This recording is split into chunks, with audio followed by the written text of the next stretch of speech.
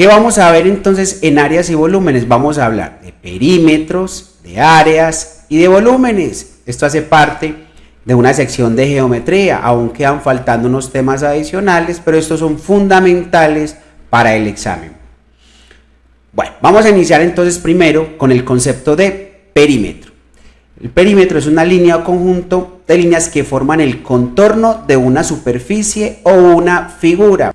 Podemos ver acá que el perímetro de un círculo, volvamos nuevamente a ello, es 2 veces por pi por el radio. Pero vamos a identificar entonces, en este círculo, veamos que este círculo que está aquí punteado, tenemos un centro. El centro es este punto que está en la mitad y el radio es el que va del centro hasta un extremo del círculo. Este que vemos acá es el radio y el diámetro atraviesa de extremo a extremo pasando por el centro del círculo. Es muy importante eso, tener muy claro qué es un radio y qué es un diámetro. Eso es muy importante al hacer cálculos de ejercicios en geometría. Vamos a mirar. También hay que saber que el perímetro de un círculo, aquí nuevamente recordémoslo, es 2pi por r, y en el examen de admisión pi normalmente queda indicado, ¿sí? ¿Qué quiere decir? Que yo no debo reemplazarlo por 3,1416. Entonces debemos tener esto en cuenta para que no vayamos a reemplazar pi por 3,14, a no ser de que me lo digan, ¿sí? Pero normalmente en el examen de admisión pi siempre va a quedar indicado. Bueno, ahora, áreas. ¿Qué es un área? La área es lo que se considera a cierta superficie que está marcada por los límites. Vamos a mirar eso. Es importante que en el examen, muchachos, vamos a trabajar muchas fórmulas, entonces es importante memorizarlas, porque en el examen no nos van a dar las fórmulas. Entonces, si no te sabes las fórmulas y te preguntan por un área, por un volumen y no nos las sabemos, pues entonces no podríamos hacer el ejercicio. Entonces, por allí hay que empezar. Vamos a poner aquí algunas fórmulas que son fundamentales para el examen de admisión. En este caso, áreas, aquí vemos un cuadrado. Este cuadrado tiene lado A y recordemos que el área de un cuadrado es lado por lado. En este caso sería A a la 2. ¿Por qué a la 2? Porque el lado del cuadrado es A. Aquí tenemos un círculo. Este círculo tiene un radio R. Recordemos que el área de un círculo es pi multiplicado por el radio al cuadrado. Y este es un rectángulo. Vemos que aquí tenemos una base y una altura. El área de este rectángulo es la base multiplicada por la altura. Aquí denotamos la base por B y denotamos la altura por H. Vuelvo y reitero, debemos aprendernos las formulitas. Es muy importante para poder resolver los ejercicios con mayor facilidad. Ahora, estas son otras áreas. Aquí tenemos un triángulo. Recordemos que el área de un triángulo es la base de ese triángulo multiplicado por la altura sobre 2, como lo vemos acá. Un trapecio es la base mayor. En este caso base mayor es esta porque esta es más larga que la de arriba y esta es la base menor. Estas dos sumadas multiplicando a la altura y eso se divide por 2. Veámoslo acá, la base mayor más la base menor por la altura dividido 2. Y una corona circular, veamos aquí tenemos una corona circular donde R minúscula es el radio de la circunferencia o del círculo interno y R mayúscula es el radio del círculo externo, el más grande que vemos allí. Y el área simplemente va a ser pi, que multiplica al radio al cuadrado de la circunferencia exterior menos el radio al cuadrado de la circunferencia interior. Es importante que nos las vayamos aprendiendo y tomemos apuntes sobre ellas. Aquí tenemos otras fórmulas.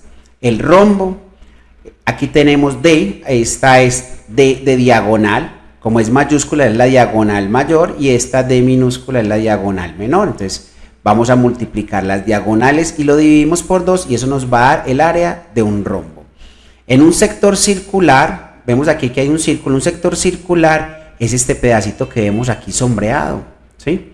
Donde vemos n, en el sub 0 esto es el ángulo, los grados, y este r es el radio.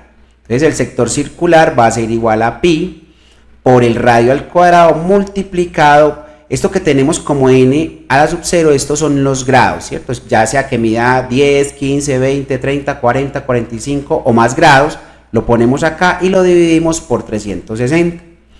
En un polígono regular, en este caso tenemos 1, 2, 3, 4, 5 y 6 lados. Quiere decir que esto es un hexágono, ¿sí? En un polígono regular, el área es igual al perímetro, en este caso sería la suma de todos estos lados, multiplicado por A. Este A que tenemos acá es apotema. Muy importante tener esto claro. Este es el apotema. Va desde el centro del polígono regular al punto medio de uno de los lados del polígono regular. Y esto lo vamos a dividir por 2. Entonces vamos a apuntar todo esto para que podamos avanzar y nos quede un poco más sencillo a la hora de abordar ejercicios. Ahorita estos los vamos a aplicar a unos ejercicios para que veamos la importancia de que nos lo sepamos de memoria. Veamos en este caso, por ejemplo, la altura. La altura es el segmento que une la base con el vértice opuesto a esta. Deben ser perpendiculares. ¿Cómo así? Veamos que aquí hay un triángulo y aquí hay otro. Entonces, yo voy a coger desde acá, desde este vértice, y voy a bajar la perpendicular. Recordemos que la perpendicular debe formar, en este caso, como es aquí, un ángulo de 90 grados. Entonces, la altura es esta que es perpendicular, pero también puedo hacerlo de manera exterior al triángulo, porque tenemos este triángulo de acá, y la altura yo la puedo tomar como desde el vértice, bajo acá, una perpendicular a la base. Entonces yo puedo extender aquí una línea imaginaria para que me quede perpendicular a la base. Y esa la puedo tomar también como altura, cualquiera de las dos, ya sea de manera interna o de manera externa. Eso es muy importante. Vamos a realizar entonces este ejercicio sobre áreas. Me dicen que EFHG es un cuadrado. Vemos que aquí tenemos EFHG. Esto es un cuadrado. Y me piden hallar el área del triángulo sombreado. ¿Cómo vamos a resolver? Lo primero que nos están diciendo es que es un cuadrado. Entonces esto tiene unas características. ¿Qué características? Que en un cuadrado todos sus ángulos son ángulos rectos, ángulos de 90 grados. Entonces vemos que este es de 90 y este también es de 90. Esto debemos tenerlo claro. ¿Por qué? Porque entonces si miramos el triángulo, que es el triángulo GF, ¿sí? Este que vemos acá, este que estoy bordeando, ese triángulo tiene ciertas características. Y es que yo puedo decir que la altura de este triángulo, si tomo este 6 como base, la altura sería esta. Recordemos que es similar al que vimos ahorita. Vamos a devolvernos por acá. Recordemos que es similar a este, ¿sí? Entonces vean que yo puedo tomar la altura de manera externa. Vamos a pasar por acá. Entonces podemos decir entonces, lo primero es recordar. Recordemos que el área del triángulo, vamos a poner aquí, A sub t, área del triángulo es igual a la base del triángulo, a la base, multiplicado por la altura. Y esto debemos dividirlo entre 2. Entonces vamos a identificar cada parte. Entonces veamos que aquí este lo podemos tomar como la base, que nos está diciendo el ejercicio que es 6, y ya sabemos que podemos tomar esta parte de acá como la altura a este triángulo. Entonces, la altura de este triángulo nos está diciendo el ejercicio que es 10. Entonces podemos decir que el área sombreada o el área del triángulo, en este caso es igual a ¿qué? A la base, que es 6 centímetros, multiplicado por la altura, que en este caso es 10 centímetros. Y esto dividido entre 2. Debemos continuar para que quede solucionado el ejercicio completo.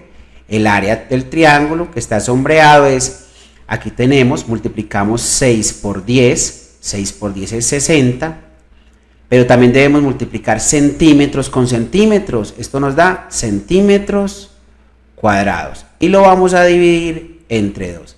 Es importante tener en cuenta las unidades. Vamos a poner entonces acá que el área del triángulo, el área sombreada, va a ser igual a 60 dividido 2. Esto me da 30. ¿30 qué? 30 centímetros